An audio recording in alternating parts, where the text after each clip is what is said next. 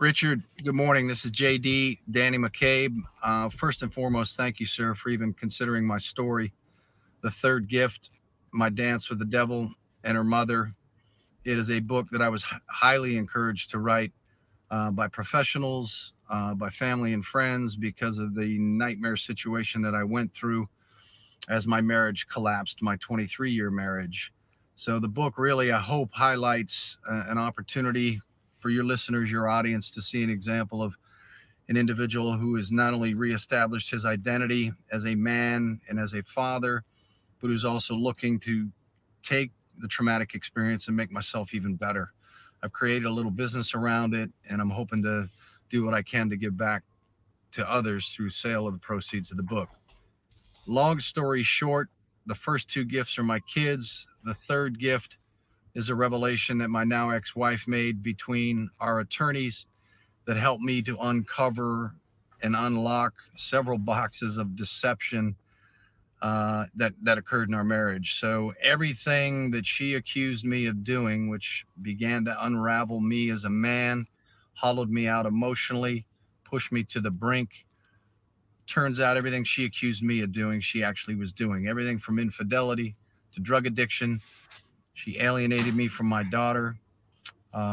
Prior to us separating, I spent 9 days in psychiatric lockup. I was emotionally hollowed out by her mom and her.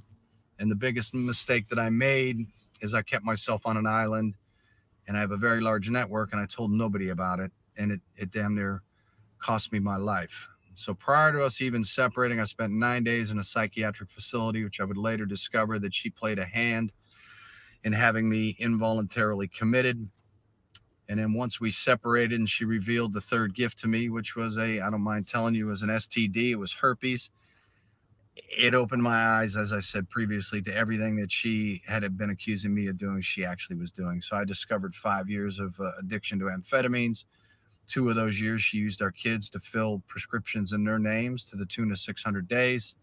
And I also uncovered that she had a long history of STDs that were treated by antibiotics. So at the very high level, I'm hoping for the story to not only be an example to others, men and women, that there is an opportunity to grow through adversity. There's an opportunity to not take the victim mindset, but rather the survivor mentality. And in addition to that, I'm hoping to provide them with a little bit of encouragement, a little bit of hope, and a little bit of inspiration. So in addition to 9 days in a psychiatric facility and uncovering all of the deception that my now ex-wife hid from me, I would discover that she was also poisoning me with arsenic.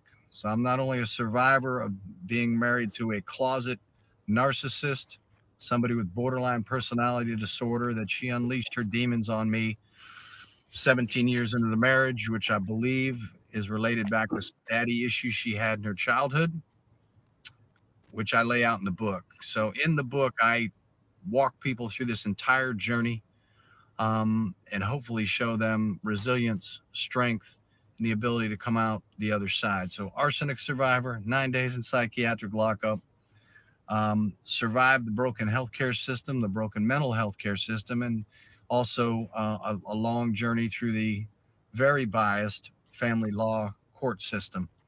I've become somewhat familiar with your platform, and I really like what you're doing. And if you have any further questions regarding my story, I'd be happy to chat with you. That is it in a synopsis. It's an unbelievable journey of rediscovering myself, but not only rediscovering myself, but making myself better in the process.